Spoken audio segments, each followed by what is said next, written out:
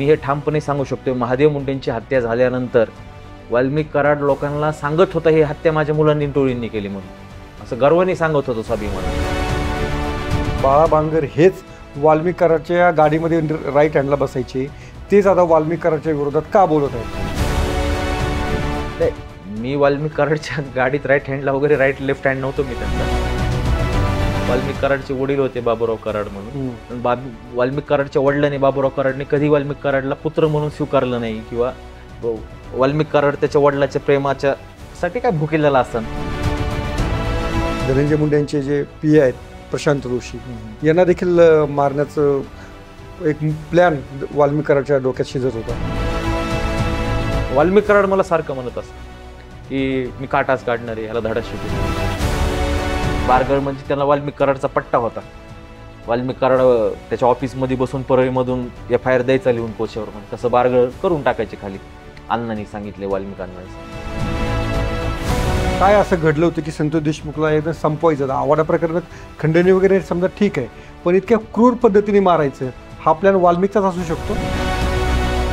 हो, संतोष अण्णा देशमुखच्या हत्येमागं वाल्मिक कराड त्याची टोळीचे आणि वाल्मिक कराडच आहे. तुम्ही त्याच्या कोणत्या शिफ्टीवर पाय दिला होता? मी त्याच्या शेपटीवर नाही, मी त्याच्या नरड्यावर पाय देणार होतो वाल्मिक कराड. भावनिक होऊन नको ना, तो भावनिक होतो. मला तो लाड आणि मनाचा पण त्याच्या भाषेत भगतसिंग तू, आणि पुन्हा मनाचा भगतसिंग फासावर गेलता. मला कारण कळत नाही की तुमच्या मागे तो का लागला होता, हे जरा तुम्ही अजून थोडं उघडपणे बोलत नाही तुम्ही अजून. आहे मला त्याच्यावर पत्रकार परिषद घ्यायची, कारण तो फार थोडा आहे विषय सिरियस आहे, थोडं त्यात गौड बंगाल आहे ना. वाल्मिक कराड जास्त राक्षसी महत्वाकांक्षा 2023 मध्ये आली ना त्याला. 2023च्या दिवाळीनंतर ही महादेव मुंडेंची हत्या पचवल्यानंतर, अशा बऱ्याच हत्या गुन्हेगारी पचवल्यानंतर तो उदय झाला. किती प्रॉपर्टी असेल? माझ्या अंदाज मला जे वाल्मिक कराडने सांगितलं होतं 2023च्या आसपास, तर 15-16 कोटीचे असायला पाहिजे. किती किती? 15-16 कोटी. हे SP नी जर ह्या गुंडवृत्तीच्या व्यक्तीला त्यावेळेसच ओळखून बाजूला सारलं असतं आणि वाल्मिक कराडची दहशत हे राजा नावाच्या पोलीस अधिकाऱ्यांनी जर ठेवली नसती, किंवा वाल्मिक कराड त्यावेळेस जिल्ह्याला माहीत पण नव्हता आणि त्याचा उदय जर होऊन दिला नसता या साम्राज्याचा, तर आज संतोष अण्णा देशमुख, महादेवभाऊ मुंडे किंवा असंख्य अशा लोकांचे बळी गेले, कुटुंबाला त्रास झाला, हा झाला असता का? वाल्मिक कराड कधीच बाहेर येणार नाहीये. मी तुम्हाला इन कॅमेरा सांगतो, रेकॉर्डवर सांगतो, त्याची राखच बाहेर येणार आहे जेव्हा तेव्हा. आणि प्रचंड आजार आहेत, प्रचंड सशाचं काळीज आहे त्याचं. एक दिवस कळण वाल्मिक कराड आतमध्ये झोपीतच ओंबट स्वा गेलो.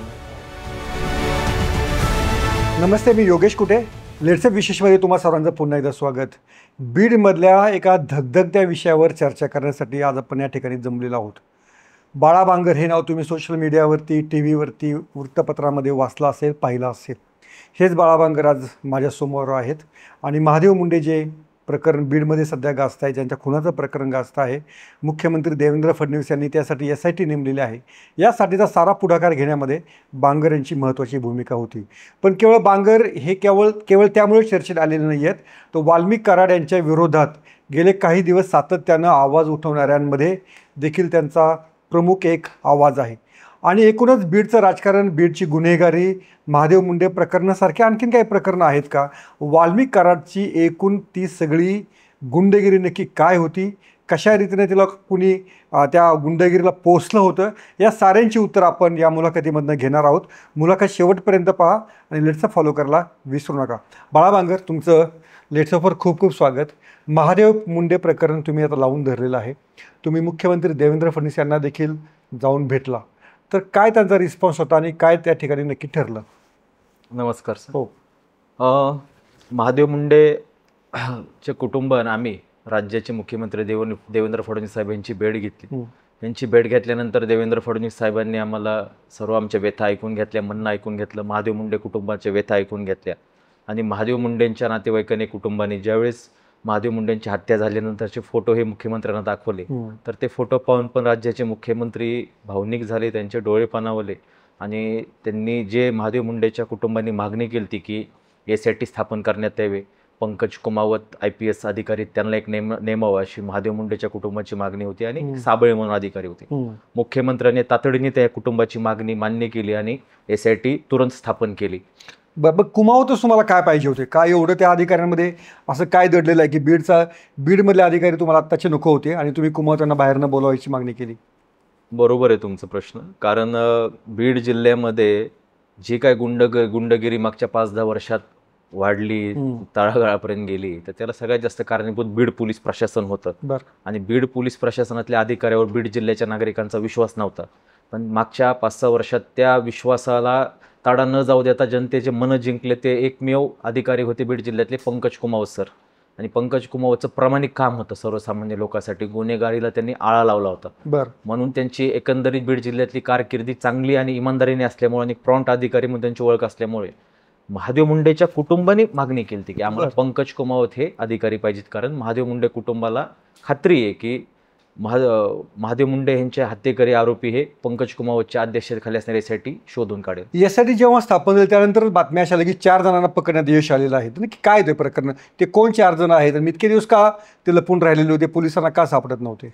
नाही, आम्ही पण प्रसारमाध्यमातूच ऐकलंय. अजून काय असं पोलिसांकडून किंवा कुणा प्रशासनाकडून रेकॉर्डद्वारे कळालं नाहीये की. बरं. ते प्रसारमाध्यमातच ऐकलंय 4 संशयित उचललेत म्हणून. पण असं काय अजून पोलीस प्रशासनाकडून माहिती मिळालेली नाही. पंकज कुमावत आलेले आहेत बीडमध्ये, त्यांनी काय चार्ज घेतलेला आहे, तपास सुरू केलेला आहे, हे तरी तुम्हाला कळालं का? पोलिसांनी काही याबाबत तुमच्याशी काही संवाद साधलाय का? परवा दिवशी मुख्यमंत्र्यांची भेट घेतल्यावर एसआयटी स्थापन केलेली. पंकज कुमावतांची मुख्यमंत्री साहेबांनी ऑर्डर काढलेली आहे असं त्यांनी महासंचालकाला फोन लावून सांगितलं होतं. बरं. आणि त्याच्या दुसऱ्या दिवशीच आम्हाला पोलीस प्रशासनातून कळालं की कुमावत सर पुढच्या 48 तासांमध्ये चार्ज घेणार आहेत म्हणून. आता मग घेतला असेल कदाचित. ओके.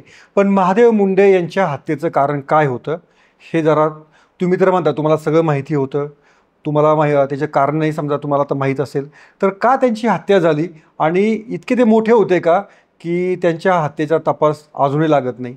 नाही, महादेव मुंडे ही व्यक्ती फार सर्वसामान्य घरातली होती. एक पिग्मी एजंट होते, एक आपलं छोटे व्यापारी होते. त्यांचं असं काय खूप मोठं त्यांना बॅकग्राऊंड वगैरे असं काहीच नव्हतं.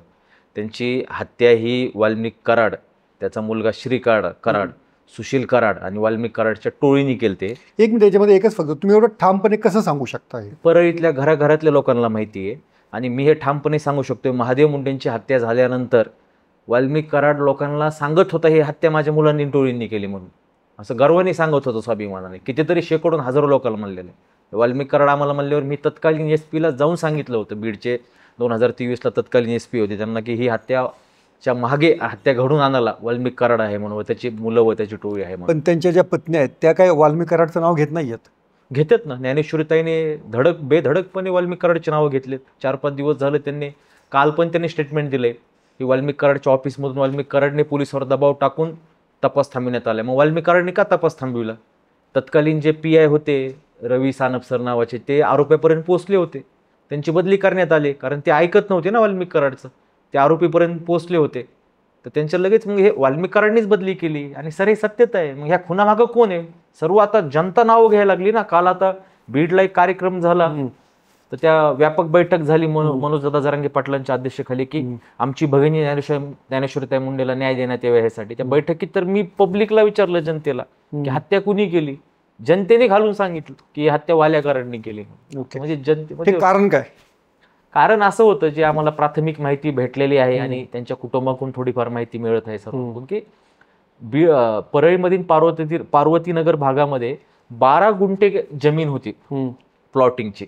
तर त्या जमिनीचा व्यवहार किंवा हे महादेव मुंडे यांनी केला होता. त्याची स्वतःची जमीन होती ती? नाही, स्वतःची आसन किंवा ते त्या जमिनीसाठी ते मध्यस्थी करत होते. अच्छा, एजंट म्हणून ते काम? एजंट, पिग्मी एजंट टाईपच ते आपल्या जमिनीच्या व्यवहाराचं वगैरे एजंट म्हणून काम करीत सर्वसामान्य एजंट होते ते. तर ती जमीन आम्हाला दे हे वाल्मिक कराडच्या पोरांनी हट्टहास केला आणि दबाव टाकला महादेव मुंडेंवर. पण महादेव मुंडेंनी त्यांना सरळ निरोप दिला असेल की ही जमीन मी पुढच्याला सौदा केलेला आहे आणि जे काय 1250-1500 रुपये स्क्वेअर फूटनी त्याचं विक्री खरेदीचं ठरलं होतं, खरेदी विक्रीचं, ही अर्ध्या किमतीत जमीन मागितली यांनी दडपशाहीच्या जोरावर. तर त्यावेळेस नकार दिला महादेव मुंडेंनी वगैरे. ते त्यांनी जे सौदा आहे त्यांचं ते रितसरपणे चालू ठेवलं. 25 ऑक्टोबरला काहीतरी त्या जमिनीची रजिस्ट्री होणार होते. 25 ऑक्टोबर 2023ला, सॉरी 21 ऑक्टोबर 2023ला 25 ऑक्टोबरच्या रजिस्ट्रीच्या 4 दिवस आधी त्यांची हत्या करण्यात आली. अच्छा. हो, फक्त इगो हार्ट परळीमध्ये आम्हाला दहशत ठेवायची, बीड जिल्ह्यात दहशत ठेवायची म्हणून ती हत्या केली. तुम्ही एक खळबळजनक दावा केलेला होता की महादेव मुंडे यांच्या मानेजवळचा तुकडा त्या हत्येमध्ये कापण्यात आलेला होता. हे खरं आहे? आणि काय? तर हे खरं आहे. मी तोंडाने बोलणं, मी दावा करणं ह्याच्यापेक्षा ह्याला आधार आहे, ह्या दाव्याला ह्याला पार्श्वभूमी आहे. कारण हे मी म्हणत नाहीये की महादेव मुंडेंचं मासाचा तुकडा गेलाय. हे PM रिपोर्ट सांगतात महादेव मुंडेंच्या गळ्यावर नरड्यावर धारेदार शस्त्राने 4 ते 5 वार झालेले आहेत. आणि त्याच्यामध्ये पाहू शकतात आपण, मी फोटो पण पब्लिश केले. आता ते फोटो आपण दाखवू शकत नाहीयेत. फार क्रूर पद्धतीने अमानुष पद्धतीने हत्या केलेली आहे. त्यामध्ये फोटोमध्ये धडधडीत दिसते की त्यांच्या मानेवरचं मांस एक तुकडा नाही तर 2-3 तुकडे गायब आहेत, त्याच्यातले 3 तुकडे. आणि हे फोटोद्वारे पण कळतंय आणि PM रिपोर्टद्वारे पण, PM रिपोर्टमध्ये उल्लेख आहे ना मांस गायब आहे म्हणून. अच्छा, पण याच्यामध्ये तुमचा पुढचा आणखीन एक दावा होता की म्हणजे ते वाल्मिकांच्या टेबलवर ते मांसाचे तुकडे होते. हा, मी ते गोपीने जॉबमध्ये सर्व सांगितलेलं आहे. केस पोलीस उपाधीक्षक कार्यालय ते मी 5 जुलै तुम्ही असा पोलिसांना जबाब दिलेला आहे? हा, जबाब दिलेला आहे मी. बरं. त्यांनी मला विनंती केली की गोपीने जॉबबद्दल आपण कुठे काय बोलू नका, तपास पूर्ण होत. आता SIT स्थापन झाली, तपास सुरू होत आहे, त्याच्यामुळे सध्या गोपीने जबाब गोपीनेच राहीन असं मला. अच्छा, तरी तुम्ही का बोलले मग गोपनीय जबाब होता तर? नाही, गोपीने जबाबच्या 5 जुलैला दिली, तर मी 1 जुलैला आधी पत्रकार परिषद घेतली होती, त्याच्यामध्ये हा दावा केला मी. ओके. अच्छा, म्हणजे गोपनीय जबाबाच्या आधी तुम्ही दावा केलेला? हो बोल. याच्यापेक्षा आणखीन दावे तुमच्या गोपनीय जबाबामध्ये आहेत का? हो आहेत. त्याच्यामध्ये अजून माझ्यापाशी मी SIT स्थापन झाल्या पंकज कुमार तालुक्याला पुरावे देणार आहेत. ते काय जेवढे काय माझ्यापाशी पुरावे असतील. बरं. महादेव मुंडे हत्याकांड प्रकरणात अजून किती वाल्मिक कराडने कुटुंबाला लोकांना त्रास दिला सर्वसामान्याला, त्यामध्ये मी जे काय पुरावे असतील ते SIT देणार. एक याच्यामध्ये अनेकांना प्रश्न पडलेला आहे की बाळा बांगर हेच वाल्मिक कराडच्या गाडीमध्ये राईट हँडला बसायचे, तेच आता वाल्मिक कराडच्या विरोधात का बोलत आहेत? नाही, मी वाल्मिक कराडच्या गाडीत राईट हँडला वगैरे राईट लेफ्ट हँड नव्हतो मी त्यांचा. वाल्मिक कराडचा माझा वाल्मिक कराडचा संबंध येणं म्हणजे मी राष्ट्रवादी युवक काँग्रेसचा जिल्हाध्यक्ष होतो आणि जिल्हाध्यक्ष नात्याने मी पक्ष संघटनेत काम करत होतो. त्यावेळेस माझी वाल्मिक कराडची जवळीक आली. त्याच्या अगोदर मी जिल्हा अध्यक्ष व्हायच्या अगोदर मी सरपंच होतो 5 वर्ष. आणि आमच्या जिल्ह्याचे नेते धनंजय मुंडे साहेब होते. ज्यावेळेस मी धनंजय मुंडे साहेबाकडे कधी जायचो पक्षाच्या कामानिमित्त वगैरे, त्यावेळेस माझी वाल्मिक कराडची थोडेफार संबंध यायचे. ते संबंध पुढे चालून थोडी जवळीकमध्ये झाले. अच्छा, जवळीक काय तुमच्यामध्ये त्यांनी काय पाहिलं होतं? काय तिथं चांगले वाईट गुण काय पाहिले असतील, त्याला वाटलं असं की बाळा बांगरशी जवळीक करा वगैरे. त्याचं ते मनमोकळ्या गप्पा मला सांगायचा, बोलायचा, त्याच्या जीवनाशी विषय काय निगडीत गोष्टी असतील वगैरे. का होते वाल्मिक कराडचं व्यक्तिमत्व काय होतं? वाल्मिक कराड हा ना, मुळात वाल्मिक कराड का बनला आणि वाल्मिक कराड दुसरा बीड जिल्ह्यामध्ये महाराष्ट्रात तयार होऊ नये याचा पण आपण अभ्यास करायला पाहिजे. पहिला अभ्यास करायला पाहिजे वाल्मिक कराड का बनला. कारण वाल्मिक कराड हे अत्यंत गरिबीतून वर आला होता आणि गरिबीतून वर येत असताना त्याचं मूळ गाव परळीच होतं. परळी तालुक्यातील पांगरी गाव होतं मूळ गाव. वाल्मिक कराडचे वडील होते बाबूराव कराड म्हणून, पण वाल्मिक कराडच्या वडिलांनी बाबूराव कराडने कधी वाल्मिक कराडला पुत्र म्हणून स्वीकारलं नाही किंवा वाल्मिक कराड त्याच्या वडिलाच्या प्रेमाच्या साठी काय भुकेलेला असन, ते वडिलांनी त्याला कधी ते प्रेम दिलं नाही. त्यांच्यामध्ये कधी पण क्लॅशच होते, मतभेदच होते त्याच्या वडिलांमध्ये आणि त्याच्यामध्ये. वडिलाला त्याने विरोधात जाऊन त्याने कोर्टातून दावा ठोकून वडिलाची 4 एकर जमीन त्याला भेटली होती. त्यामुळे वाल्मिक कराड हा पहिल्यापासून गरिबीतून वर आलेलं एक व्यक्ती होता, सर्वसामान्य युवक. त्यावेळेस ते हे कार्य करत असन काय त्याच्या जीवनाची धडपड वगैरे, त्यावेळेस त्याला प्रचंड ह्या प्रस्थापितांचा राग होता, रोष होता त्याच्या मनामध्ये. आणि त्याला पण एक इच्छा होती की मी पण एक दिवस मोठा व्हावा, सगळ्या जिल्ह्याचा बाप व्हावा, नेता व्हावा. मग ह्या क्रूर पद्धतीने त्यांनी जायचा निर्णय घेतला. जे काय मला वाल्मिक कराडनी सांगितलेलं आहे स्वतः, की मी लहान असताना, मी तरुण असताना, मी युवक असताना माझ्या आईला फार त्रास झालाय, मला फार त्रास झालाय, माझ्या वडिलांनी आम्हाला फार त्रास दिलेला आहे, म्हणजे वाल्मिक कराडला हे मला सांगत होता. तर त्यावेळेस मी त्याच्या त्या गोष्टी ऐकत होतो एक सहकारी म्हणून वगैरे त्याचा. तर त्यावेळेस तो सांगत होता की मी पण सगळ्याचा बाप होणार आहे, मला फार त्रास झालेला आहे वगैरे. त्यांनी तो त्रास त्याच्या वडिलाला दिला नाही. त्यांनी एक केलं की त्याच्या वडिलाला त्यांनी त्याच्या वडिलांनी त्याला कधी जवळ घेतलं नाही, तो पण जास्त वडिलाच्या कधी वाल्मिक कराड जवळ गेला नाही, जेवढं मला त्यांनी सांगितलेलं आहे. म्हणजे पण तो क्रूर बनला कारण त्याला लहान वयापासून त्रास झालेला, त्याच्या नजरेमध्ये त्याचा तो संघर्ष होता. आणि तो संघर्ष त्याला पुढे चालून जिल्ह्याचा बाप व्हायचं होतं. क्रूर पद्धतीने लोकांकडून खंडण्या गोळा करून हजारो करोडची माया संपत्ती गोळा करून त्याला एक वाल्मिक कराड ब्रँड तयार करायचं. जसं पुष्पा पिक्चर आहे ना, पुष्पा पिक्चर मध्ये त्याचे वडील त्याला स्वीकारित नाहीत, ते काय अल्लू अर्जुन असतो, हा, नंतर तो एकदम ब्रँड होतो शेवटला, त्याला पैशाच्या जोरावर, सत्तेच्या जोरावर. तसंच वाल्मिक कराडला पैशाच्या सत्तेच्या जोरावर ब्रँड व्हायचं होतं. तर मुळात ब्रँड हे खानदानी लागतं, घरंदाजपणा लागतो. गरिबी का असा ना, तुम्ही एकच टाइम खा, 2 टाइम खाऊ नका, दारात 25-25 गाड्या ठेवू नका, सगळ्या जिल्ह्यात कोण जमिनी विकत घेऊ नका. संस्कार आणि घरंदाजपणा हा त्याच्यापाशी नव्हता ना. त्यांचं आणि मुंडेंचं म्हणजे कधी तो धनंजय मुंडेंकडे कधी गेला वाल्मिक कराड? नाही, हे मला काही जास्त इतिहास सांगता यायचं नाही त्याची. अच्छा, पण मुंडेंच्या घरात वाल्मिकांनी कधी सांगितलं की तो खरंच फरशी पुसत होता म्हणून? हा, मी स्वर्गवासी मुंडे साहेबाच्या घरी घरकाम करायला होतो, त्यांच्या घरातलं छोटं मोठं व्यवस्थापन, पण ते तरुण वयात त्याच्या, असं तेवढंच सांगितलेलं आहे. अच्छा. त्याच्यानंतर मी स्वर्गवासी पंडितांना मुंडेकडे ह्यांच्याकडे काम करायला लागलो, असं तेवढं मला त्यांनी सांगितलं. तेवढं सांगायचं.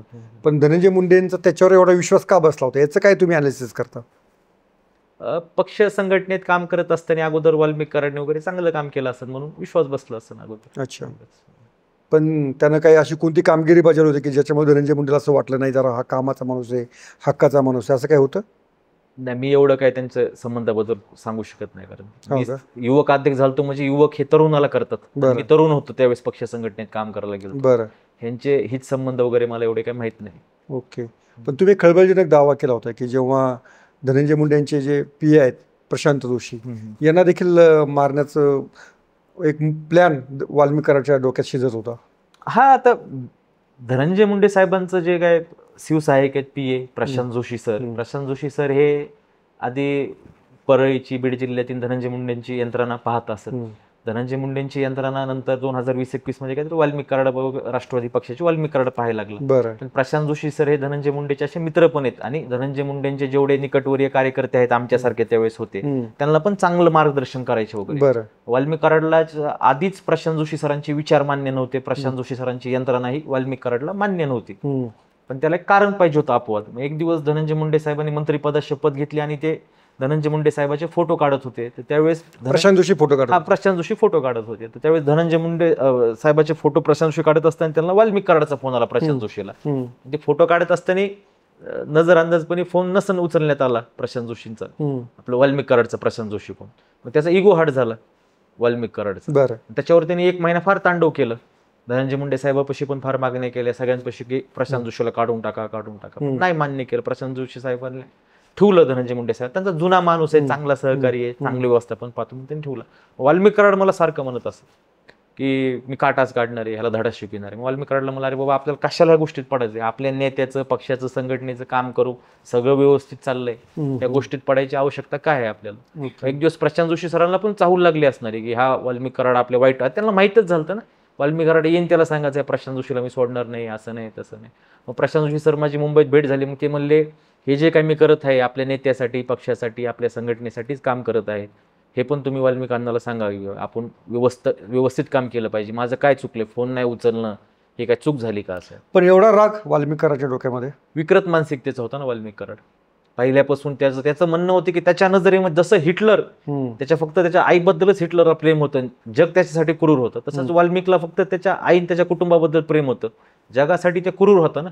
त्याचं म्हणणं होतं की मला, मी फार संघर्ष केलाय, मी गरिबीतून दिवस काढलेत, मी इथवर आलोय, त्याच्यामुळं तसं ते क्रूर होतं सगळ्यांसाठी. पण तुम्ही त्याच्याजवळ किती महिने होते, किती दिवस होते ते सांगा बरं. मी वाल्मिक कराडचा माझा 2.5-3 वर्ष संपर्क राहिला ना.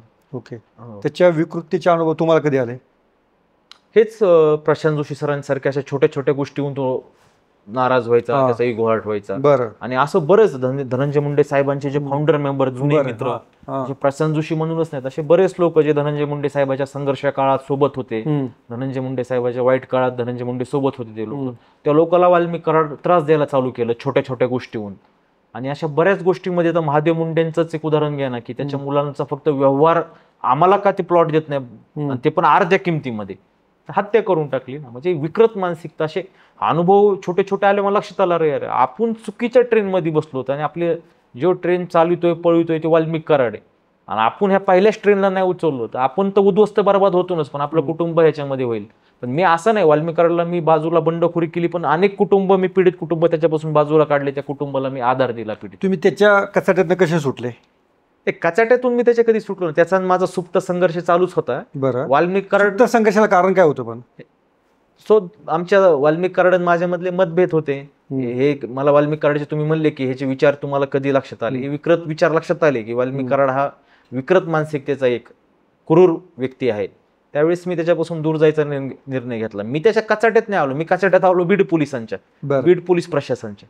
पण ते कचाट्यात त्यांनीच अडकवलं असेल ना तुम्हाला? त्यांनीच अडकवलं, कारण बीड पोलीसचे सगळे वरिष्ठ अधिकारी तत्कालीन वाल्मिकनीच आणले होते ना. बरं. आणि वाल्मिक पशी कोण म्हणतं गुंडाच्या टोळ्या फार कमी आहेत, त्याच्यापाशी प्रशासनातल्या पोलिसांच्या गुंडाच्या टोळ्या होत्या वाल्मिक. एवढं कसं काय नेटवर्क त्यानं उभं केलं होतं? आता ते तत्कालीन पोलीस अधिकारी वाल्मिक कराड यांना आरोपी करूनच त्या पोलीस अधिकाऱ्यांना विचारलं पाहिजे. IPS अधिकारी पण त्याचे ऐकायचे. फार IPS अधिकारी फार ऐकत असेल. संतोष अण्णा देशमुखची हत्या झाल्यावर 72 तास 48 तास गुन्हा नोंद होत नव्हता ना. म्हणजे तत्कालीन SP जे बारगळ नावाचे होते ते पण वाल्मिक कराडचे ऐकण्यात होते, तर तेच वाल्मिक कराडनीच त्यांना या जिल्ह्यात आणलं होतं ना. एक बीड पोलीसचं LCBचा अधिकारी आहे, त्याचा पण पूर्ण खुलासा पुढे चालून करणार आहे. त्या अधिकारी ते वाल्मिक कराडच्या जवळचा होता. आता ते बीड ग्रामीणला आहे ते अधिकारी, पोलीस अधिकारी. त्याने आणले होते हे बारगळ, आणि बारगळ म्हणजे त्याला वाल्मिक कराडचा पट्टा होता.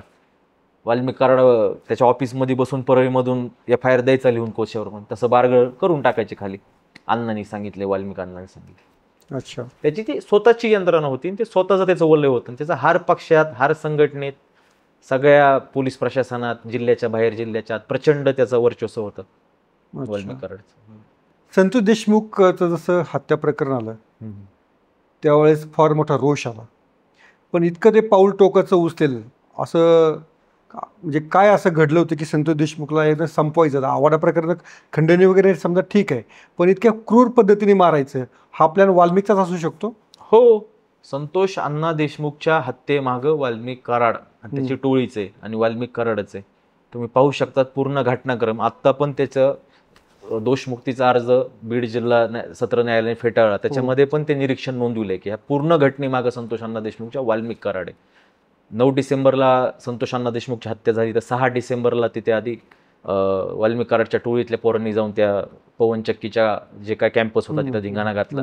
29 नोव्हेंबरला वाल्मिक कराडनी, विष्णू चाटेनी, सुदर्शन घुलेनी त्याच कंपनीकडून खंडणी घ्यायची, कशी गोळा करायची, कसा दबाव टाकायचा, ती विष्णू चाटेच्या केस कार्यालय ते मिटिंग घेतली ना, आणि क्रूर पद्धतीने का हत्या केली याचं कारण आहे पुन्हा आमच्यात कुणी आडू येऊ नये. वाल्मिक कराड, सुदर्शन घुलेचे त्याचे जबाब आहेत ना त्या आरोप्यांचे संतोष अण्णाच्या हत्येमधील, की वाल्मिक कराडने आम्हाला सांगितलं की जे मध्ये येईल त्याला आडवं करा, त्याचा काटा काढा, म्हणजे मारून टाका. संतोष देशमुख आणि तुम्ही कधी भेटले होते का? हो, संतोष अण्णा देशमुखची माझे 3-4 वेळेस भेट झालेली आहे. बरं, तुमच्या गावापासून किती लांब गाव आहे ते? आमच्या गावापासून फार झालं 40-45 किलोमीटर दूर आहे मसाजोग. ते आणि मी सोबतच 2016-17ला जनतेतून सरपंच झालतो. आमची सरपंच परिषदमध्ये वगैरे भेट व्हायची, आणि ते एक आदर्श सरपंच होते. त्यावेळेस मी तरुण सरपंच झालतो बीड जिल्ह्यातलं, 23 वर्ष वय होतं माझं. बरं. आणि त्यावेळेस संतोष अण्णा देशमुख माझ्यापेक्षा 8-9 वर्षांनी मोठे असतील. ते आदर्श सरपंच होते, त्यांचं कार्य वगैरे फार चांगलं होतं. कोणत्या पण सरपंच परिषदमध्ये त्यांचं कौतुक केलं जात असं. त्यावेळेस ते आमच्यासाठी आम्ही त्यांच्याकडे आयडॉल म्हणून बघत असत. सुदर्शन घुले, विष्णू चाटे ही नावं याच्यापूर्वी तुम्ही कधी ऐकली होती का? हा, विष्णू चाटे वाल्मिक कराडचं तर एकदम सहकारीच होता ना, जवळचा. त्यांचं तर सख्या भावाचं प्रेम असल्यासारखं होतं. आणि विष्णू चाटेला केस तालुक्याचं वाल्मिक कराड व्हायचं होतं. जसं वाल्मिक कराड बीड जिल्ह्याचा गुंड बाप झालता, तसं केस तालुक्याचा बाप गुंड विष्णू चाटेला व्हायचं होतं. अच्छा, त्याच्या ऑफिसला तुम्ही कधी गेले होते का? हो, मी एकदा गेलतो ऑफिस. जिल्हा युवक अध्यक्ष असताना तिथे फेब्रुवारी 2023च्या काय आसपास मी गेलतो त्याच्या ऑफिसला. अच्छा. कृष्ण आंधळे हे काय प्रकरण आहे? कृष्ण आंधळेचं फरार आहे म्हणून असं कळतंय आता प्रसार माध्यमातून वगैरे. पोलीस प्रशासनाने तातडीने त्याला अटक करायला पाहिजे, पण अटक होत नाही. दुर्दैव आहे आपल्या बीड पोलीस प्रशासनाचं. अच्छा. पण कृष्ण आंधळे हा कधी मी नाव ऐकलं नव्हतं किंवा भेटलो नव्हतं. त्याच्यापूर्वी तुम्ही कधी नाव ऐकलेलं नव्हतं? नाही. अच्छा. सुदर्शन घुले वाल्मिक कराड जवळ येत असे कधी मध्ये. बरं. हा, 1-1.5 वर्षापूर्वी. विष्णू चाटेच्या जास्त तो संपर्कात असायचा केस तालुक्यातला, आणि तो गुंड होता. धारूर तालुका, केस तालुक्यात वगैरे त्याचा कारखान्याच्या वसुली करणं, मुकादम लोकांना त्रास देणं, ऊसतोड मजुराला त्रास देणं, हे त्याचं कार्य असायचं. म्हणजे जेव्हा संतोष देशमुख यांच्या हत्या झाल्यानंतर रास्ता रोको झाला, आंदोलन झालं, तेव्हा तुम्ही कुठे होता? मी फरार होतो त्यावेळेस. का? वाल्मिक कराडने माझ्यावर खोट्या केस केल्या ना, हेच पोलिस. मी म्हणलं ना, मला वाल्मिक कराडने कचाट्यातून नाही घेतलं, मला बीड पोलीस प्रशासनाने कचाट्यात घेतलं होतं, तत्कालीन बीड पोलिसांनी. बरं. काय तुमच्यावर काय केसेस होत्या? माझ्यावर 360 टाकले होते. माझ्यावर एक स्वतः वाल्मिक कराडने, मी त्याच्याकडून खंडणी मागितली, त्याला जीव मारण्या. तुम्ही वाल्मिक कराडकडे खंडणी मागितली? हा, आणि मी त्याला जीव मारण्याचा प्रयत्न केला, त्याला बंदूक दाखविली, त्याला माझ्या बाळा बांगरपासून जीवाला वाल्मिक कराडला धोका आहे. हे जर फिर्याद खरी असेल तर तुम्ही आज बीड जिल्ह्याचे मोठे गुंड झाले असते असं असे? बीड जिल्ह्याचा ना हो, मी महाराष्ट्राचा गुंड झाला असतो जर वाल्मिक कराडकडून मी खंडणी घेतो. कारण SP त्याचा, कलेक्टर त्याचा, SP पासून खालचा हवालदार सगळा त्याचा, आणि खंडणी मी त्याला मागतोय. म्हणजे बघा किती दुर्दैव आहे. पण काय घडलं होतं खंडणी तुमच्यावर असा आरोप करावा, असा FIR करावा असं त्याला का वाटलं होतं? तुम्ही त्याच्या कोणत्या शिफ्टीवर पाय दिला होता? मी त्याच्या शेपटीवर नाही, मी त्याच्या नरड्यावर पाय देणार होतो वाल्मिक कराडच्या. मी 2 ऑक्टोबर 2024ला पत्रकार परिषद घेणार होतो, आणि ती पत्रकार परिषद घेऊन त्याच्यामध्ये सर्व खुलासा करणार होतो की वाल्मिक कराडने आत्तापर्यंत किती लोकांना त्रास दिला आहे, किती किती लोकांचं ह्याने शोषण केलं आहे, आर्थिक आसन, मानसिक आसन, सामाजिक आसन, असं सर्व खुलासा करणार होतो. पण त्यांनी 30 सप्टेंबरलाच त्याला चाहूल लागली, माहीत झालं, आणि माझ्यावर खंडणीचा वगैरे गुन्हा दाखल केला. आणि 22 सप्टेंबरला मला मुंबई येथे बोलून घेतलं होतं. मी माझ्या पत्रकार परिषदेत सांगितलं आणि मला पर्याय दिले, एक की माझ्यासोबत राहा आणि पहिल्यासारखं राहा, जसं 1.5 वर्ष पुढे राहत होता. मला तुझी गरज आहे, तू माझा मित्र आहे, मी तुला भाऊ म्हणतो. दुसरं, माझ्यासोबत राहायचं नसेल तर तुला जेलमध्ये जावं लागेल, खोट्या केस होत्या. किंवा तिसरं, तुला हे काहीच नको तर तू स्वतःला गोळी झाडा आत्महत्या करेन, कारण मी तुला लय त्रास देणार आहे. त्यांनी म्हणलं मी काय घाबरत नाही, तू किती त्रास दे, काय कर, मला तुझ्या काय ह्या अटी मान्य नाहीत. समोर पिस्तूल वगैरे ठेवलं काय? त्याच्याकडे बॉडीगार्ड होते, सोबत पिस्तूल असायची त्याच्या. आता पार बीडचे SP कमिशनरच त्याचे होते, तर पिस्तूलचं काय त्याला. पुन्हा मला पर्याय दिला की म्हणले, मी मला टाका केस, खोट्या केसनी काय होणार आहे म्हणलं. असं तर मग कुणी पण कुणाच्या आहारी जाईल ना. सत्तेतला एखादा पुढारी म्हणला की तू माझ्यासोबत नाही आला तर खोट्या केस. त्यांनी मला बलात्काराची धमकी दिली तिथे त्याच्यामध्ये. त्या महिलेचं ते पण मी कोर्टात याचिका टाकलेली आता. टोटल किती केस आहे तुमच्या विरोधात? वाल्मिकने माझ्या विरोधात छोट्या मोठ्या सगळ्या 7 केस टाकल्या. या सगळ्या 22 सप्टेंबर आणि ऑक्टोबर मधल्याच आहेत का? त्याच्या आधी माझ्यावर वाल्मिक कराडने स्वतः 30 सप्टेंबर 2024ला केस टाकली. त्याच्यानंतर 19 ऑक्टोबर 2024ला ते 16 नोव्हेंबर 2024 पर्यंत माझ्यावर पूर्ण 5 FIR केले त्यांनी तेवढ्या दिवसामध्ये. आणि त्याच कालावधीमध्ये संतोष देशमुखचा पण खून झालेला आहे. संतोष अण्णा देशमुखचा 16 नोव्हेंबर नंतर 20 दिवसांनी खून झालेला आहे. ओके. आणि पण तुम्ही नरड्यावर पाय देणार होते, पण असं काय त्याने, तेच मला जाणून घ्यायचं आहे की तुमचं त्याने काय बिघडवलेलं होतं आणि तुमच्या दोघांमध्ये विस्तृष्ट का आलं? माझं जे लॉजिक आहे ते नंतर सांगतो, पण तुमचं आधी मला सांगा. माझं जे बिघडवलं होतं, मला वाल्मिक कराडचे विचार पटनात. मला बघा, जेव्हा आपला सोबतचा सहकारी मित्र असतो, कुणी आपला पक्ष संघटनेला काम करणारा असतो, आपण काय आपलं स्वतःचं वाटोळ करण्यासाठी, कुटुंबाचं वाटोळ करण्यासाठी किंवा जनतेचं वाटोळ करण्याकडे जात नसतो. सोबत येत असतो तर संघटनेत चांगलं व्हावा, पक्ष वाढावा, आपले सहकारी एकमेक बळकटी भेटावा, याच्यामुळे आम्ही सगळे सोबत आलतो. हे सोबत येत असताना मला वाल्मिक कराडची वृत्ती लक्षात आली. विकृती लक्षात आल्यावर मी ठरवलं की वाल्मिक कराडपासून आपण दूर जायचं. आधी तर ठरवलं मी वाल्मिक कराडलाच महादेव मुंडे खून प्रकरणाचं SP सांगून आरोपी करायचे, ही घाण त्यावेळेसच नष्ट करून टाकायचे. तर मला पण एवढं माहीत नव्हतं की वाल्मिक कराडचे जड म्हणजे त्याचे पालमूळ एवढे खोलपर्यंत की SP पण त्यात आले. हा एवढं माहीत होतं, SP त्याचे फोन उचलतात, त्याच्या कॉन्टॅक्टमध्ये आहेत, क्लास 1 अधिकारी वगैरे, पण पूर्ण त्याच्या तालावर नसतात. महादेव मुंडेच्या हत्येनंतर 1-1.5 महिन्यानंतर त्यांनी मला फार विनवण्या केल्या. त्याच्या 2-3 महिने पण तुम्हाला समजून सांगत होता, तुझं मी काय वाटोळ केले बाळा बांगर, मी तो तुझ्यासाठी चांगला आहे ना, मग तुला त्या लोकांचं काय करायचं ज्यांच्या मी हत्या करतोय, त्यांच्याकडून खंडण्या घेतोय, त्यांच्याकडून मी त्यांना त्रास देतोय, ते माझा वैयक्तिक विषय येतो.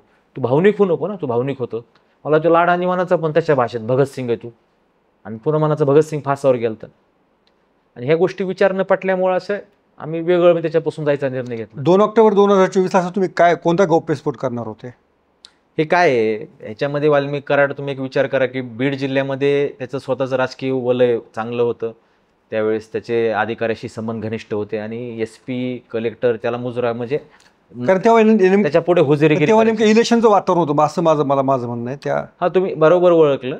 मी ते 2 ऑक्टोबरला खुलासा पण करणार होतो की मला तू इलेक्शनच्या बद्दल पण काय बोलतोय काय नाही, पण आता ते दिवस गेले, ते इलेक्शन पण निघून गेलं. त्यावेळेस मी पुढचे 6 महिने मीच फरार राहिलो. पण त्याच्यावर आता बोलणं काय उचित नाही. तुम्ही किती महिने फरार होता? मी 9 महिने फरार होतो पूर्ण. सप्टेंबर ते नंतर जामीन मिळाला, काय झालं नंतर? हा, माझ्या कोर्टाने बाकीच्या सर्व केस आपण जेव्हा रद्द केल्या, झापलं काय पोलीस स्टेशनला तुम्ही गुन्हे दाखल कसं काय केले म्हणून. आता सध्या मला फक्त एका केसमध्ये बेल आहे, पण ते पण पुढे चलून मॅटर क्रॅश होऊन जाईल माझं. अच्छा. बाकीच्या केसमध्ये काय परिस्थिती आहे? बाकीच्या केसमध्ये रद्द झाले माझे गुन्ह्यावरती. FIR रद्द झालेले? हा, FIR रद्द. एका केसमध्ये हे आहे? हा, एका केसमध्ये सध्या मी बेलवर आहे, पण ते पण पुढे चलून होईल. मी जाऊ द्या, बांगर कुटुंबावर केस पडल्यावर माहीत झालं लोकांना की वाल्मिक कराड हा खोट्या केस करतोय म्हणून. आमच्या आईवडिलाला अटक झालं त्यावेळेस लोकांना माहीत झालं की आता माझे आईवडील गोळीबार करू शकतात का? कुठे 1986च्या जमिनीचा मार्केट कमिटीचा 1.5 एकरचा विषय, त्या जमिनीची कवडी भोल किंमत नाही, त्याच्यात माझ्या वडिलाला 2024ला आरोपी केले.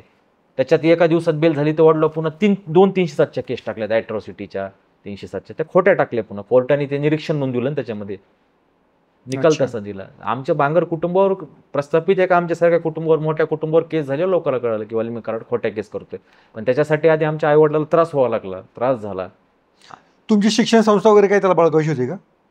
हो, त्यांनी मार्च 2024 पासून त्यांनी प्रक्रिया चालू केली. कारण मला तुमचं काय नक्की शिक्षण संस्था नक्की काय? आता बीडमधल्या लोकांना माहित असेल, बाहेरच्या लोकांना माहित नसेल. काय शिक्षण संस्था तुम्ही काय काय चालवता? ते प्रगती आणि नवनिर्माण म्हणून अशा 2 शिक्षण संस्था आहेत. त्याच्या निगडीत 18 माध्यमिक शाळा आहेत, 5 ज्युनियर कॉलेज आहेत, 4 अनुदानित आहेत. हो, सर्व अनुदानित. 5 प्राथमिक शाळा आहेत, पुन्हा 5 ज्युनियर कॉलेज आहेत आणि 1 सिनियर कॉलेज आहे. सर्वच्या सर्व अनुदानित आहे. सर्व अनुदानित आहे आणि हे सर्व माझ्या वडिलांनी, सहकार मंत्री रामकृष्ण बांगर साहेब, माझी आई सौ सत्यमाताई बांगर व त्यांचे त्या काळातले सर्व सहकारी ह्यांनी मिळून हे उभा केलेलं एक युनिट आहे. एक शिक्षण प्रसारक मंडळ आहे जिथं गोरगरिबाचे विद्यार्थी शिकून पुढे कलेक्टर, IPS चांगले वगैरे अधिकारी झालेले आहे. अच्छा. पण त्याच्यामध्ये नंतर तुम्ही जेव्हा आरोप करताय तेव्हा गेल्या 15 दिवसापासून जी ऑडिओ क्लिप तुम्हाला वाटतं तुमच्या कौटुंबिक वादाची ती क्लिप आहे, वाल्मी कराड आणि मला वाटतं तुमच्या त्या पत्नी असेल पुरा शर्मीच्या वगैरे, मला माहित नाही ती नक्की क्लिप काय आहे आणि नक्की काय त्या क्लिप मागचं हे आहे. माझ्यापासून जे 5 वर्ष माझी पत्नी विभक्त राहते, ते माझ्या पत्नीने पण मला माहितीद्वारे किंवा माझ्या मावस भावाद्वारे मला फोनवर मला संपर्क केला व मला कळविलं की त्या क्लिपचं मी क्लिप व्हायरल केली नाही आणि त्या क्लिपशी माझा काही संबंध नाही. त्याच्यामुळे काही ते पुढे बोलण्यासारखा विषय नाही. पण वाल्मी कराड तुमच्या बाजूने बोलतोय की त्या तुमच्या विरोधातल्या पोस्ट डिलीट करा, हे करा, याचा अर्थ तेव्हा आणि तुमचे त्या संबंध चांगले होते. कदाचित ते षडयंत्र पण असू शकते ना. वाल्मी कराडची चाल होती ते कदाचित. मला तर वाटत नाही ती क्लिप खरी आहे म्हणून वगैरे त्याच्यामधली, पण ती क्लिप आपण खरी पण धरली, सत्यता पण धरली, तर ते काय त्याच्यात माझ्यासारखी बाजू ओढायला काय, याच्यात फार छोटा कौटुंबिक विषय आहे. त्याच्यामध्ये तो मला दाखवण्याचा प्रयत्न करत होता. अच्छा. की मी किती चांगलं आहे वगैरे असं तसं, म्हणजे मी त्याच्यात अटॅचमेंट व्हावं. वाल्मी कराड मागून मागून असे कृत्य करायला लागला होता माझ्यासोबत. माझ्या घरी पोलीस अधिकारी पाठवायचा, तुझ्यावर रेपची केस होणार आहे, तुझ्यावर 307ची केस होणार आहे, जे की माझं कोणत्या महिलेशी काही संबंध नाही. माझं कोणाशी 307 करायला मी कोणा गोळीबार केला नाही किंवा तलवारीचा वार केला नाही. तुमच्याकडे बंदुकी लायसन आहे का? नाही, माझ्याकडे बंदुकीचं वगैरे लायसन नाही. पण मला फक्त भीती दाखवायची की मी वाल्मी कराडला फोन लावा, पोलीस अधिकारी म्हणजे वाल्मी कांदाला फोन करा, त्यांची रेकॉर्डिंग ऐकवायची मला, बघा अण्णा तुमच्या आयुष्य किती चांगलं बोलतात, पॉझिटिव्ह बोलतात. म्हणजे ते एक वातावरण असं क्रिएट करून असं की मलाच त्याने अडचणीत आणायचं आणि पुन्हा त्यांनीच मला अडचणीतून बाहेर काढायचं, की एक मला दाखवायला की बघा बाळा बांगर, तुझा भाऊ आहे मी वाल्मी कराड, तुला किती मदत करतो. म्हणजे खड्ड्यात तोच टाकणार, खड्ड्यातून शिडी देऊन दावं टाकून वरच मला ते घेणार. पण खरं अजून मला कारण कळत नाही की तुमच्या मागे तो का लागला होता, हे जरा तुम्ही अजून थोडं उघडपणे बोलत नाही तुम्ही अजून. आहे मला त्याच्यावर पत्रकार परिषद घ्यायची, कारण तो फार थोडा आहे विषय सिरियस आहे थोडं. त्यात गौड बंगाल आहे ना. आता वाल्मी कराडचं माझं एवढं टोकाला गेलं म्हणजे काहीतरी. तुम्ही अगदी म्हणजे जीवाच्या आकंतानं तुम्ही त्याच्या विरोधात भांडताय, चांगली गोष्ट आहे, तो काही मुद्दा नाही त्याच्यामध्ये, पण काहीतरी तुम्ही त्याच्यामध्ये भोगलेलं दिसतंय. नक्कीच भूगोल नाही, गौड बंगालच आहे त्याच्यामध्ये, पण ते वेळ आल्यावर नक्कीच. पण त्यात जेव्हा मी ती पत्रकार परिषद घेऊन ते खुलासा करेन तेव्हा महाराष्ट्राला कळन की बाळा बांगरचं काळीज काय, बाळा बांगरनी किती सहन केलेलं आहे आणि बाळा बांगरनी कशी बंडखोरी करून ही लढाई आज लढत आहे. मग आमच्याकडे म्हणतात, पण मी पण म्हणतो हा उलट्या काळजाचा बाळा बांगर आहे. त्या दिवशी शिक्का बसन माझ्या प्रतिमेवर की हा उलट्या काळजाचाच आहे म्हणून.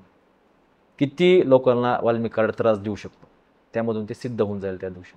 किती क्रूरपणाची हद्द, हिटलर सारखंच. अच्छा. बबन गीते आणि वाल्मी कराड काय नक्की समीकरण होतं?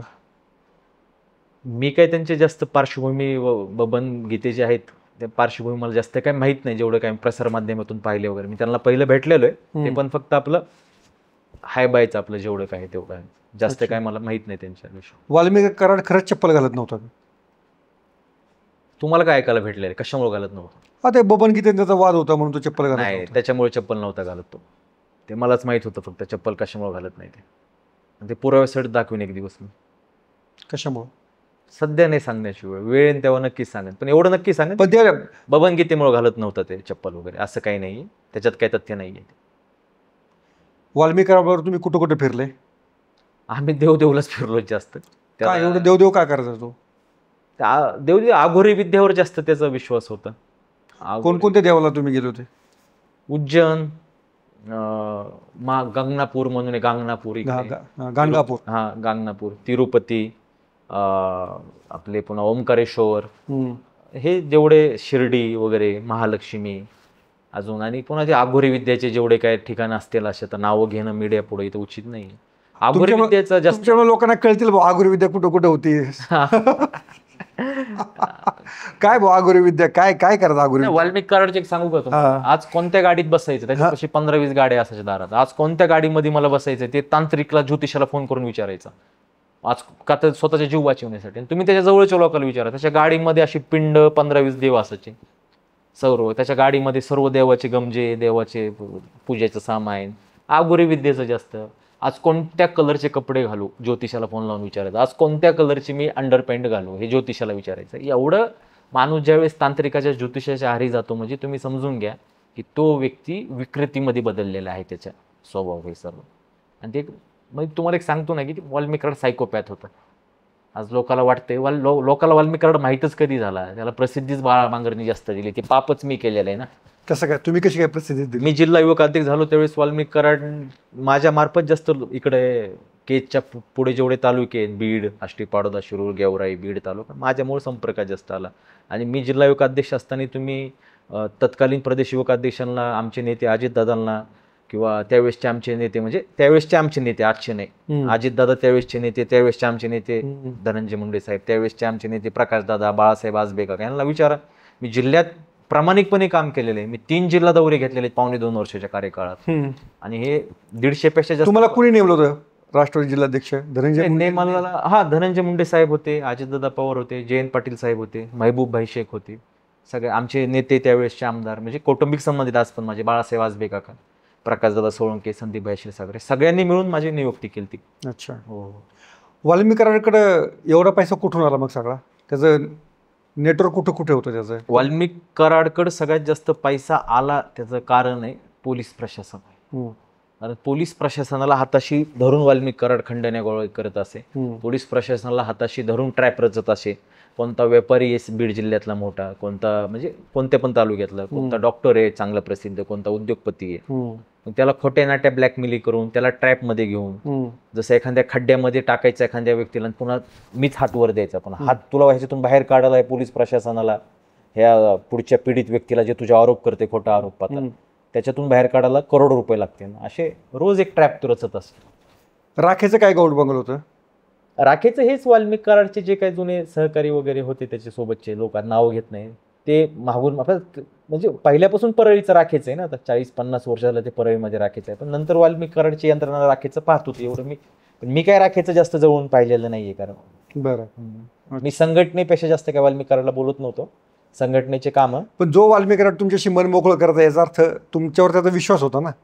हा, विश्वास फार होता माझ्यावर आणि माझा पण त्याच्यावर फार विश्वास होता, पण मला त्यांनी माझ्या पण विश्वासाला फार तडे दिले. पण जेव्हा तुम्ही वाल्मिक कराड बरोबर बसायचे तेव्हा तुम्हाला माहित नव्हतं का वाल्मिक कराडची पार्श्वभूमी अशी आहे, वाल्मिक कराड असा आहे, त्याची पार्श्वभूमी अशी आहे, तुम्हाला माहित नव्हतं का? नाही, नव्हतं माहिती मला. असं कसं काय इतकं भोळेपणानं कोण कोणाच्या जवळ जाईल असं नाही. हे जरा हे उत्तर न पटलं. वाल्मिक कराड तालुक्याला आणि जिल्ह्याला जास्त माहित नव्हतं ना. परळीमध्ये पण ते 2017, 18, 19 नंतर जास्त ग्रामीण भागात त्याच्यात जी 2016-17 जी परळची निवडणूक झाली धनंजय मुंडे विरुद्ध पंकजा मुंडे, तर त्याच्यामध्ये वाल्मिक कराडचा मोठा वाटा होता. प्रसार माध्यमांमध्ये पण आलेलं होतं ना. पण त्यावेळेस मी सक्रिय नव्हतो ना पार्टीमध्ये, पक्षामध्ये. मला काय जास्त त्यावेळेस माहित नव्हतं. मी सरपंच म्हणून सक्रिय होतो मी. हा, त्यावेळेस माझे नेते धनंजय मुंडे साहेब, बाळासाहेब आजबे काका, धनंजय मुंडे साहेब हे होते, अजितदादा. पण वाल्मिक कराड काय आमचा नेता नव्हता ना. तो मी पक्ष संघटनेत काम करताना पण माझा नेता नव्हता. अच्छा. एक सहकारी म्हणून ते काम सोबत करायचं. तुम्ही जसं म्हणले ते माझ्या आईवडिलाची परमिशन घ्यायचं कधी पण कुठे जायचं असल्यावर, की बाळाला सोबत घेऊन जाऊ का. मला कुठेही जायचं असलं बाहेर तर माझे वडील मला विचारतात, म्हणजे की असं तर ते दर्शनच घ्यायला 1000-1200 किलोमीटर जायचं म्हणल्यावर मग ते वडिलाला सांगायचं काका मला बाळाला सोबत न्यायचंय वगैरे. ते वडील म्हणजे ठीक आहे जाऊन ये. माझ्या वडिलाच्या नजरेत पण त्यावेळेस तो चांगलाच होता ना, सगळ्याच्याच नजरेत चांगला होता. आता बीड जिल्ह्याचा हे बघा, पुढारी कोणता ना कोणता थोडा क्रूर असतोय राजकारणात. कारण राजकारणात हार जीत पचवायची असते, अपमान पचवायचा असते, म्हणून पुढारी क्रूर म्हणण्यापेक्षा थोडा कठोर होऊनच जाते.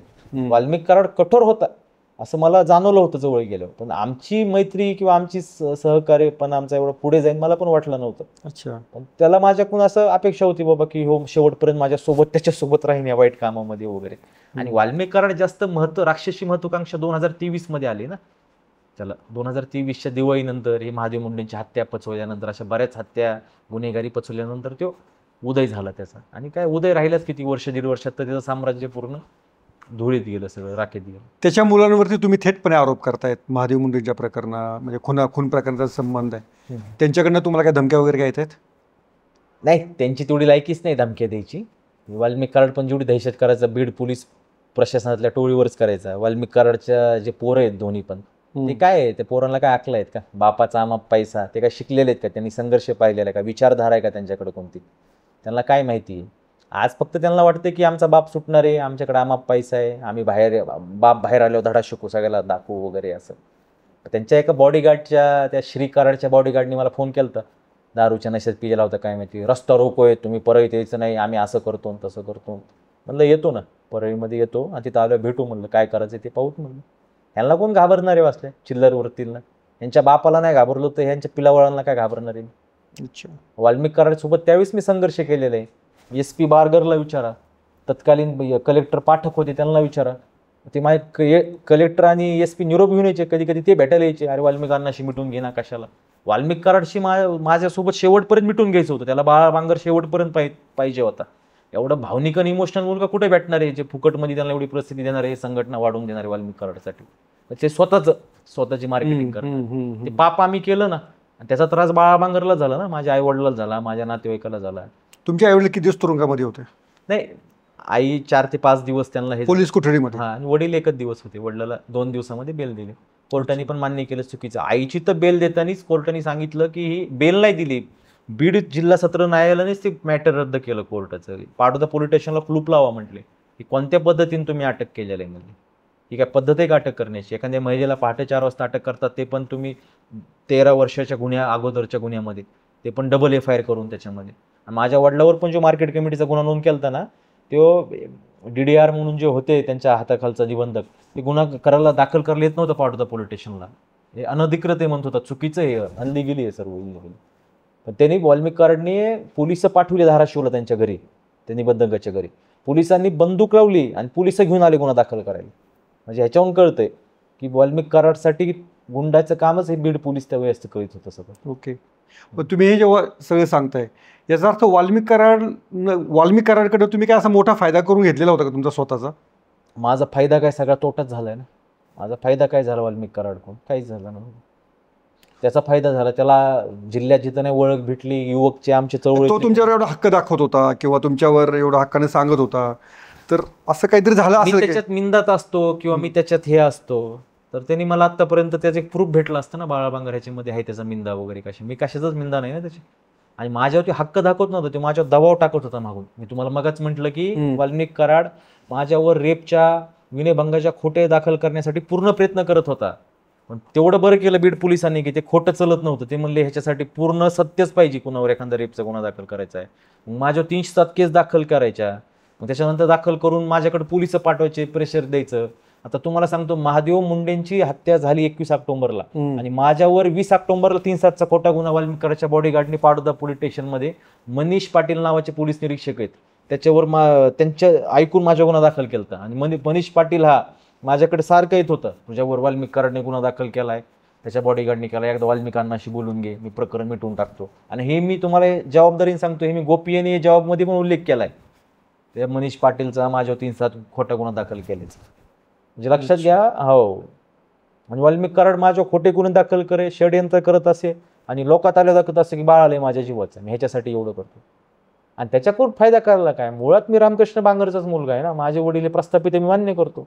आज मी संघर्ष करतोय, माझ्या वडिलांनी आई वडिलांनी मला लाडामध्येच लहानाचं मोठं केलेलं आहे वगैरे. आता ते हे बघा, आता कुणाच्या पोटी जन्म घ्यायचा ते माझ्या हातात नाही. आता मी आलो एखाद्या मोठ्या घरात जन्माला आणि त्या आई बापांनी मला सोन्यासारखं जन्मलं, मी त्यांचे उपकार कधी विसरू शकत नाहीये. पण असं काही नाही, मी वाल्मिक कराडच्या संपर्कातच आम्ही 21-22 साली आलो, 23 साली 2022 साली जास्त गेलो. त्याची इतर पिलावळ अजून जिवंत आहे का?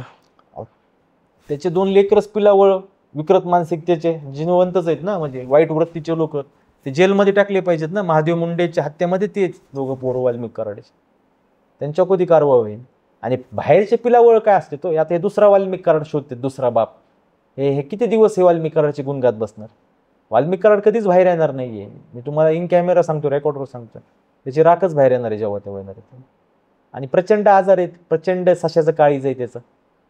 एक दिवस कळण वाल्मिक कराड आतमध्ये झोपीतच ओंबट स्वा गेले. पण त्याचं जेलमध्ये पण दबदबा, म्हणजे जेलमध्ये त्याला फोन मिळतो, फोन करतो बाहेर लोकांना, तो हे खरं आहे का? हा, साहजिक आहे. अजून 4 तारखेला ज्या वेळेस आता 2-3 दिवसात कोर्ट निर्णय घेऊन प्रॉपर्टी अटॅचमेंट करायचं, त्याच्या सर्व खाती अजून सील झालीत पण प्रॉपर्टी सील होत्या, त्यावेळेस लक्षात येईल सगळ्या वाल्मिक कराडचा पैसा वगैरे एकदा एका जागी अडकून बसला, कोर्टाने सगळं त्याला ब्रेक लावलं पैशाला. मग कुठं पैसा देणार आहे कोणते? आज पण अधिकाऱ्याला देत असणार आहे ना पैसा. आता त्याच्या दबाव त्याचा आतून जेलमधून तो बाहेर अधिकारी दबाव ठेवू शकत नाही. ते जे काय मध्ये मोबाईल वापरतोय म्हणजे ते पैशाच्या जोरावरच करतोय, ते साहजिक आहे. किती प्रॉपर्टी असेल? माझ्या अंदाजे मला जे वाल्मिक कराडने सांगितलं होतं 2023च्या आसपास, तर 15-16 कोटीचे असायला पाहिजे. किती किती? 15-16 कोटी. आता तो मला सांगत होता 15-16 कोटी. नीट रेकॉर्ड करून घेतलं मुद्दा म्हणून म्हटलं. म्हणजे कमीत कमी $200 मिलियन. 100% आहे ना. 20 मिलियन डॉलर नाही, मला वाटतं $2 बिलियन. हा, $2 बिलियन. 2 बिलियन जर 15 बिलियन म्हणल्यावर हा 8,500 कोटी. $1 बिलियन, $1 बिलियन, $2 बिलियन असेल. $2 बिलियन सॉरी, $2,000 मिलियन त्याची प्रॉपर्टी आहे. कोणाचा विश्वास नाही बसणार. मला पण नाही बसत, पण तो सांगत होता. आणि फार आहे ना प्रचंड. बघा ना, रोजच्या 25-30 कोटी वाल्मिक कराड खंडणी घेत होता, तर 5-25 लाख रुपये समाजकार्याला दाखवायचे सोंग. 25 कोटीतला 1% द्यायचा. आरोग्यदूत म्हणून मिरवायचा. मला वाटतं यमदूत म्हणून मिरवलेलं चांगलं नाव त्याचं सगळीकडे. आरोग्यदूत तर नावाला होतं ना. अहो काय असतं, तुम्हीच जायचं लोकांवर वार करायचं आणि पुन्हा तुम्ही डॉक्टरला पाठवून तिथं जखमीवर टाके घ्यायचे, मलमपट्टी करायची. हे कसलं आरोग्यदूत झालं? लोकांच्या महिलांचे कपाळाचे कुंकू पुसायचे. हे तर आरोग्यदूत काम नाही करू शकत. लोकांच्या लेकराचे जीव घ्यायचे, लोकांच्या लेकरांवर 3-7 खोटे गुन्हे दाखल करायचे, असंख्य लोकांना जेलमध्ये टाकलं खोट्या गुन्ह्यात. हे आरोग्यदूत नाही करत, यमदूत आहे, यमदूत. आता हे जेव्हा तुम्ही सांगता ना, तेव्हा असं वाटतं की हे महाराष्ट्रातलं नाही आहे, हे कुठलं तरी एखाद्या दुसऱ्या राज्यातलं, दुसऱ्या जिल्ह्यातलं काहीतरी आहे. आणि भारतात असं कुठंच नाहीये सर, तुम्ही म्हणलात ना. हो, म्हणजे असं मी आता असं म्हणतो, आता आपण बोलतो हे काही कोर्ट नाहीये, पण माझा असा समज आहे किंवा खात्री असं समजून चाललंय, तुम्ही जे बोलताय ते सत्य बोलताय. सत्यच बोलतोय सर. हे बाहेर येतेच ना आजकाल. लोकांना माहितीच वाल्मिक कराड किती क्रूर आहे. आता किती लोक रस्त्यावर उतरतात, त्यांना काय स्वप्न पडलेत म्हणून उतरले का टाइमपास उतरले? सत्य आहे ना. अजून बरेच उतरणार आहेत. जे पीडित आहेत ना वाल्मिक कराडचे, ते फार येणार आहेत बाहेर. सगळ्यात जास्त पीडित बाहेर येणार आहेत. आणि हे फक्त महाराष्ट्रात, बीड जिल्ह्यात कुठंच नाही अशी परिस्थिती. बीड जिल्ह्यासारखी वाल्मिकनी केली. भारतात पण नाही. हे सिरिया-बिरियामध्ये असं, अफगाणिस्तानमध्ये लोकांचा विश्वास नाही बसणार. म्हणजे की असं वाटतं की तुम्ही लोक बीडची बदनामी करता, असं मग दुसरा आरोप होतो. नाही सर, आता माझ्या आईवडिलाला त्रास झाला, माझ्या आईवडिलाला पण मध्ये टाकलं होतं. तिथं मी कुठंच व्यथा मांडत नाही. पत्रकार परिषदमध्ये पहिल्या मांडल्यानं आज मांडतोय.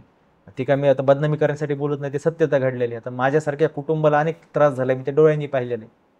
आणि बदनामीचा विषयच नाही. वाल्मिक कराडनी जिल्ह्याला डाग लावलेला आहे. जिल्हा बदनाम वाल्मिक. पण जेव्हा राजकीय नेते असतात त्यांना कळत नसतं का? आता त्यावर मी जास्त काय भाष्य करू शकत नाही सर. हे सगळं तुम्ही जेव्हा बोलता तेव्हा कोणत्या राजकीय नेत्यांचा वगैरे तुम्हाला फोन येतो का? नाही सर. तुम्ही माझी पार्श्वभूमी पहा. मी कोरोनामध्ये पण सामाजिक कार्य केलेले. मी कोरोनामध्ये काम करताना पाटोदा तालुक्यातील आमचं जेव्हा पहिलं पेशंट कोविडचं सापडलं, शेवटच्या पेशंटपर्यंत मी समाजसेवा केली. माझ्या जीवाची पर्वा न करता. माझा मृत्यू येईन किंवा माझा ह्याच्यात राख होऊन जाईन, मी ते कधी विचार केलेला नाही आहे त्याच्यामध्ये. त्याच्यामुळे मला मी निपक्ष काम केलं. त्यावेळेस मी पक्षाचा पदाधिकारी होतो, पण तरी पण मी निपक्ष काम करत होतो. तसं मी आज पण निपक्ष काम करतोय. महादेव मुंडे हत्या प्रकरणात त्यांच्या कुटुंबाला न्याय मिळण्यासाठी निपक्ष. मी कोणत्याच पक्षाची, संघटनेशी, कोणत्याच नेत्याशी अटॅच नाही. कोणता नेता मला जर सपोर्टला येत नसेल तर माझा दुसरा कोणता नेता निगेटिव्हला तरी कशाला मला खाली घ्यायचा आहे. त्यामुळे तसं काही कोणाचा नाही फोन नाही, दबाव नाही, काही हे नाही, काही नाही. खोटे आरोप कशाला करू कोणावर? काय सत्यता तर पाहिजे ना त्याच्यामध्ये. बरोबर. मनोज जरांगे पाटील आणि तुमच्या किती वेळा भेटी होतात?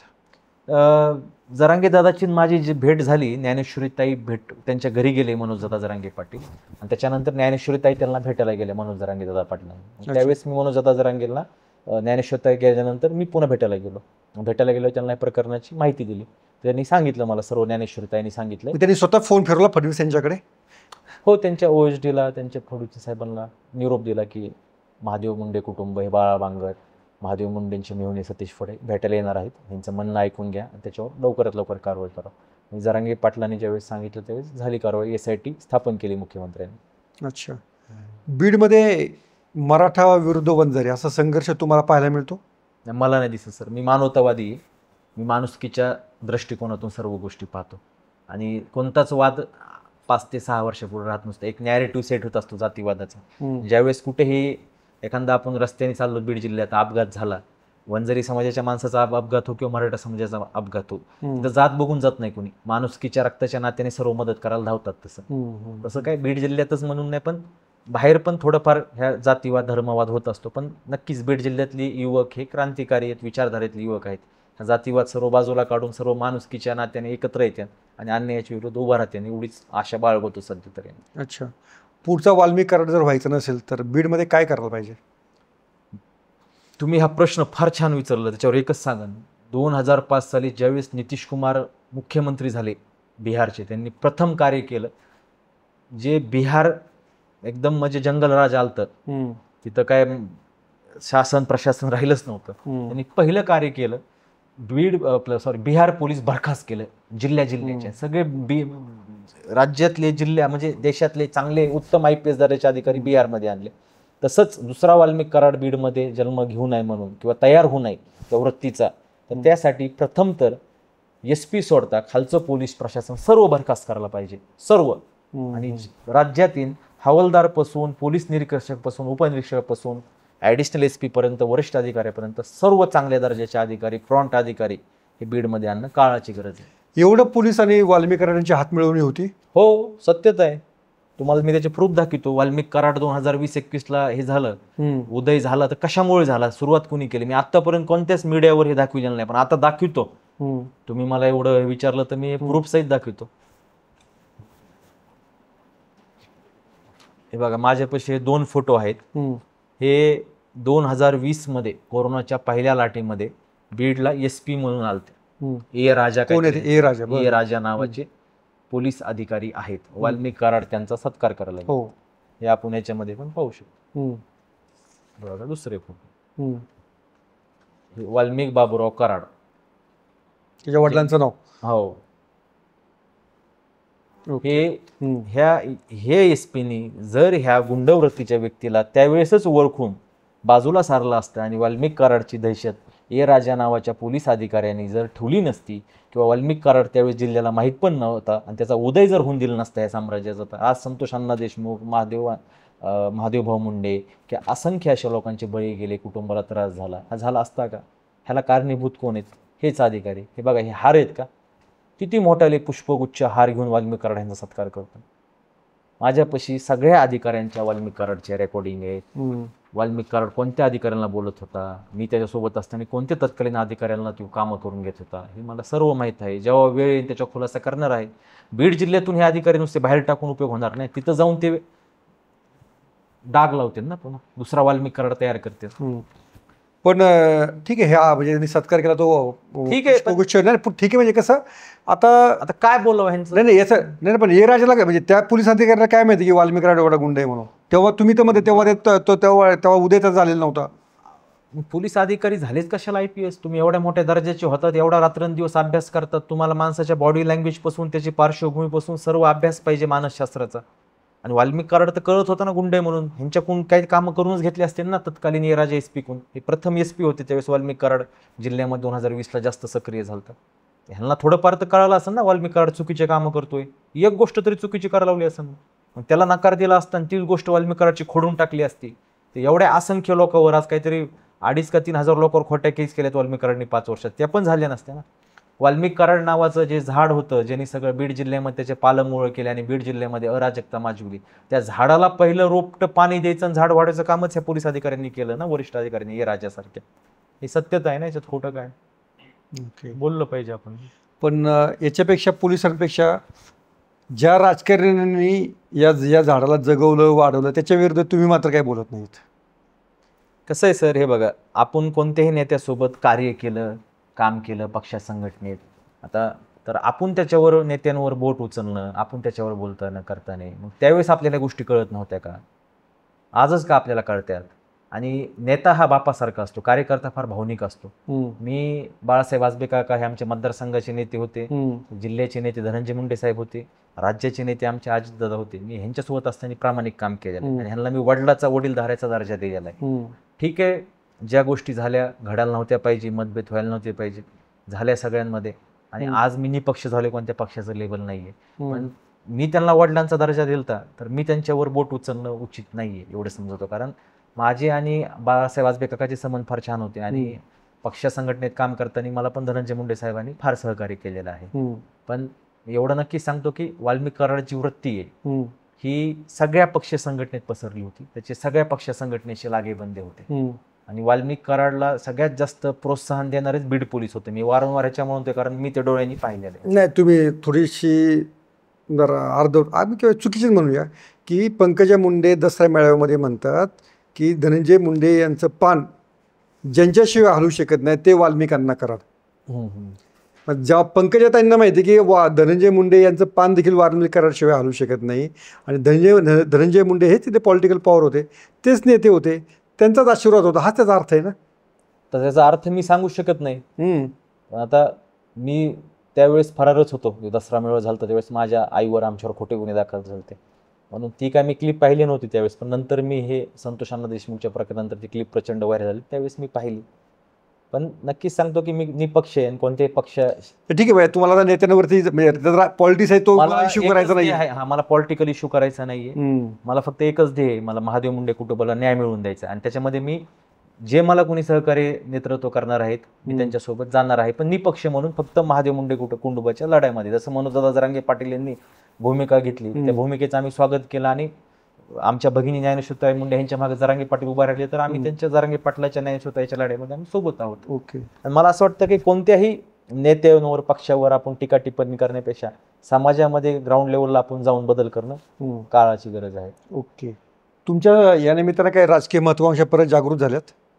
सर, मला कोणतीही निवडणूक लढायची इच्छा नाही आहे आणि कोणत्याही पक्षामध्ये संघटनेत काम करण्याची इच्छाच नाही. मुळात मला काम करायचं आहे माणुसकीसाठी, माणुसकी जिवंत ठेवण्यासाठी आणि जे सर्वसामान्य वंचित गोरगरीब लोक आहेत त्यांना वाल्मिक कराडसारख्या वृत्तिकोन पोलीस प्रशासनामधल्या जे राजकीय दबावाखाली जाऊन गोरगरिबाला त्रास देते त्या लोकांचा मला आवाज बनवायचा आहे आणि ज्या लोकांवर बीड जिल्ह्यामध्ये त्रास झालेला आहे, अन्याय झालेला आहे, त्यांच्यासाठी मला लढा उभारायचा आहे. माझी एवढीच इच्छा आहे.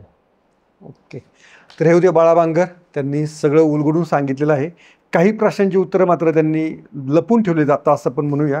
तर पुढच्या काळामध्ये त्यांनी म्हटलं आहे काहीतरी त्यांच्याकडे स्फोटक काय आहे. पण ठीक आहे, त्या महादेव मुंडे यांच्या खून प्रकरणाला वाचा फोडण्यामध्ये त्यांचा मोठा वाटा आहे एवढं मात्र आपण नक्की मान्य करू शकू. आणि या प्रकरणात वाल्मिक कराडविषयी त्यांच्याकडे बरंच अजून काय काय आहे ते पुढच्या टप्प्यात आणणार आहेत. म्हणजे असं आम्ही समजायचं का तुम्ही पण थोडं खेळाय करताय असं आम्ही समजायचं का?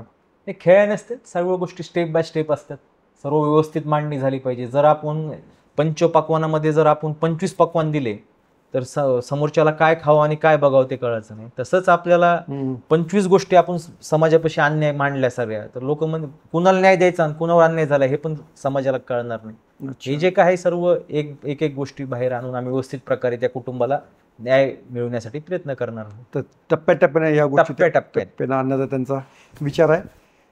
बाळा बांगर, तुम्ही आमच्याशी संवाद साधला त्याबद्दल खूप खूप धन्यवाद. थँक्यू. सोशल मीडियाच्या भाऊ गर्दीत विश्वासार्हतेने चकाकणारे नाव म्हणजे लेट्सअप मराठी. सगळ्यांना, सगळ्या नागरिकांना ती स्पीच, ती लेट्सअप वरील मुलाखती म्हणजे विचारांचा खजिना. त्यानंतरच्या निवडणुकीमध्ये मला सोडून गेले. बातम्या केवळ वस्तुस्थिती सांगणाऱ्या, न प्रोपगंडा, फक्त जनतेचा अजेंडा. क्योंकि आने वाला कल जाने वाला है, जाने वाला कल आने वाला है. राजकारण, मनोरंजन असो की क्रीडा क्षेत्र, महाराष्ट्राची स्पंदने संवेदनशीलतेने टिपणारे माध्यम म्हणजे लेट्सअप मराठी. जगासोबत एक पाऊल पुढे राहण्यासाठी लेट्सअपचे ॲप, सोशल मीडिया आणि वेबसाईट सोबत कनेक्टेड रहा.